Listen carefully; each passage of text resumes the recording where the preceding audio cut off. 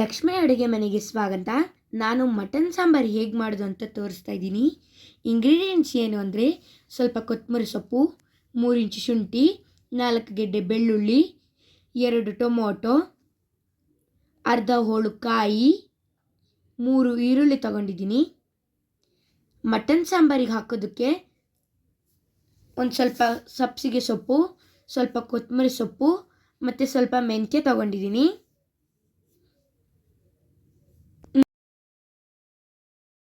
ಈಗ ಶುಂಠಿ ಬೆಳ್ಳುಳ್ಳಿ ಪೇಸ್ಟ್ ರುಬ್ಕೊಂಬರ್ತೀನಿ.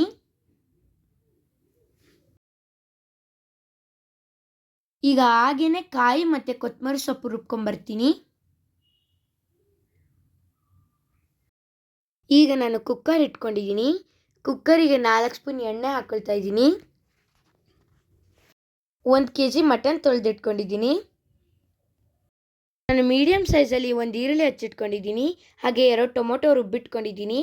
ನಾನು ತೋರಿಸಿರೋ 3 ಸೊಪ್ಪನ್ನು ಹಚ್ಚಿಟ್ಕೊಂಡಿದ್ದೀನಿ. ಈಗ ಎಣ್ಣೆ ಕಾದಿದೆ, ಈರುಳ್ಳಿ ಹಾಕೊಳ್ತಾ ಇದ್ದೀನಿ. ನಾನು 2 ಸ್ಪೂನ್ ಧನಿಯಾ ಪುಡಿ ಮತ್ತು 2 ಸ್ಪೂನ್ ಚಿಲ್ಲಿ ಪೌಡರ್ ತಗೊಂಡಿದ್ದೀನಿ. ಶುಂಠಿ ಬೆಳ್ಳುಳ್ಳಿ ಪೇಸ್ಟ್ ಹಾಕೊಳ್ತಾ ಇದ್ದೀನಿ.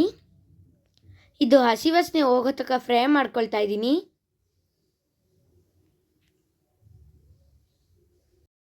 ಈಗ ಟೊಮೊಟೊನೂ ಹಸಿ ವಾಸನೆ ಹೋಗೋ ತನಕ ಫ್ರೈ ಮಾಡ್ಕೊಳ್ತಾ ಇದ್ದೀನಿ.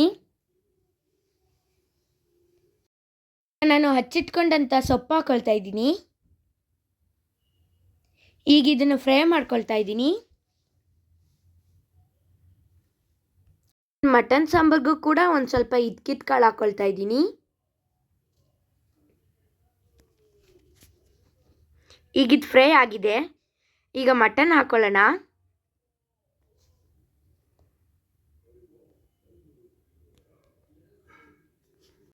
ಈಗ ಚಿಲ್ಲಿ ಪೌಡರ್ ಮತ್ತು ಧನಿಯಾ ಪೌಡರ್ ಹಾಕೊಳ್ತಾ ಇದ್ದೀನಿ. ಈಗ ಮಟನಿಗೆಲ್ಲ ಮಿಕ್ಸ್ ಮಾಡ್ಕೊಳ್ತಾ ಇದ್ದೀನಿ. ರುಚಿಗೆ ತಕ್ಕಷ್ಟು ಉಪ್ಪು ಹಾಕೊಳ್ತಾ ಇದ್ದೀನಿ. ನಾನು ಸ್ವಲ್ಪ ನೀರಾಗಿ ಚೆನ್ನಾಗಿ ಕುದಿಯೋಕೆ ಬಿಟ್ಟಿದ್ದೆ. ನೋಡಿ ಎಷ್ಟು ಚೆನ್ನಾಗಾಗಿದೆ.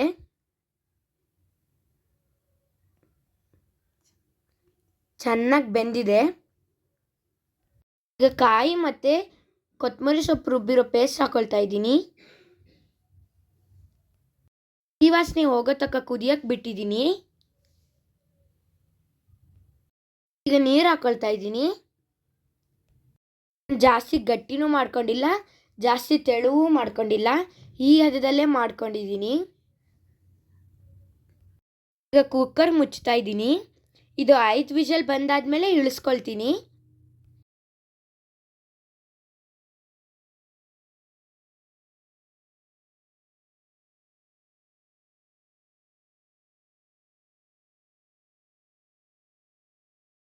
ಲಕ್ಷ್ಮಿ ಅಜ್ಜಿಯ ಕೈ ರುಚಿ, ಆಹಾ, 1 ಮುದ್ದೆ ತಿಂದರೆ ಇನ್ನೊಂದು ತಿನ್ಬೇಕನ್ಸುತ್ತೆ. ಬನ್ನಿ ಊಟ ಮಾಡೋಣ. ನಮ್ಮ ಚಾನಲ್ ನಿಮಗೆ ಇಷ್ಟ ಆದಲ್ಲಿ ಲೈಕ್ ಮಾಡಿ, ಶೇರ್ ಮಾಡಿ, ಸಬ್ಸ್ಕ್ರೈಬ್ ಮಾಡಿ. Thank you. Don't forget to subscribe to Lakshmi Aduge Mane channel.